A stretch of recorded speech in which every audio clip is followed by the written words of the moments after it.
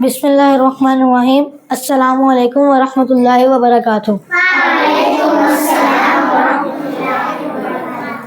آج ہم پڑھیں گے 12,000 یہودی بندر ہو گئے۔ حضرت داؤد علیہ السلام کی قوم کے 70,000 آدمی عقبہ کے پاس سمندر کے کنارے ایلا نامی گاؤں میں رہتے تھے۔ وہ لوگ خوشحال زندگی بسر کرتے تھے۔ اللہ تعالیٰ نے ان لوگوں کا امتحان لیا کہ ان لوگوں پر ہفتے کا دن مچھلی کا شکار حرام کر دیا اور باقی دن حلال کر دیا۔ اللہ تعالیٰ نے ان لوگوں کو آزمائش میں مبتلا کیا کہ ہفتے کے دن بہت زیادہ مچھلی آتی تھی اور باقی دن اتنی مچھلیاں نہیں آتی تھی۔ تو شیطان نے ان لوگوں کو ایک ہیلا بتایا کہ تم سمندر میں سے کچھ نالیاں خشکی کی طرف نکال کر اس میں چند حوض بنا لو۔ جب ہفتے کے دن اس میں نالیوں کے ذریعے سے حوضوں میں مچھلیاں جائیں تو تم نالیوں کا منہ بند کر دینا اور ہفتے کے علاوہ کسی اور دن اس میں سے مچھلیاں نکال لینا۔ ان لوگوں کو شیطانی ہیلا بہت پسند آیا، لیکن ان لوگوں نے یہ نہیں سوچا کہ جب ہفتے کے دن نالیوں کے ذریعے حوضوں میں مچھلیاں جائیں گی تو یہی ان کا ہفتے کا دن کا شکار ہو جائے گا جو کہ ان پر حرام تھا۔ اس موقع پر ان لوگوں کے 3 گروہ بن گئے۔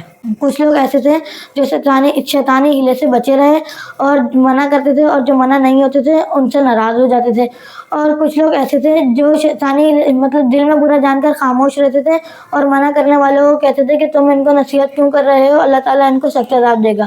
اور کچھ نافرمان لوگ ایسے تھے جنہوں نے اللہ تعالیٰ کی اعلانیہ مخالفت کی، شیطانی ہیلا مان لیا اور ہفتے کے دن شکار کر کے خود بھی کھایا اور بیچا بھی۔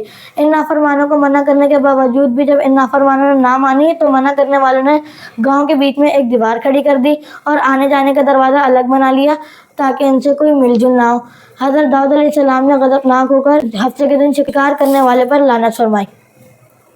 جب ایک دن ان نافرمانوں میں سے کوئی بھی باہر نہیں آیا تو کچھ لوگوں نے دیوار پر چڑھ کر دیکھا کہ وہ بندر بن چکے ہیں۔ جب وہ ان کے پاس گئے تو جو بندر بن چکے تھے وہ اپنے پڑوسیوں کو پہچان بھی رہے تھے، ان کے پاس جا کر رو بھی رہے تھے اور ان کے کپڑوں کو سونپ بھی رہے تھے، اور جو انسان تھے وہ ان لوگوں کو اس لیے نہیں پہچان رہے تھے کیونکہ وہ بندر بن چکے تھے۔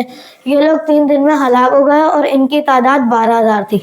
جو منع کرنے والے تھے وہ بھی اس عذاب سے بچ گئے، اور صحیح قول یہ ہے کہ دل میں برا جان کر خاموش رہنے والوں کو بھی اللہ تعالیٰ نے بچا لیا۔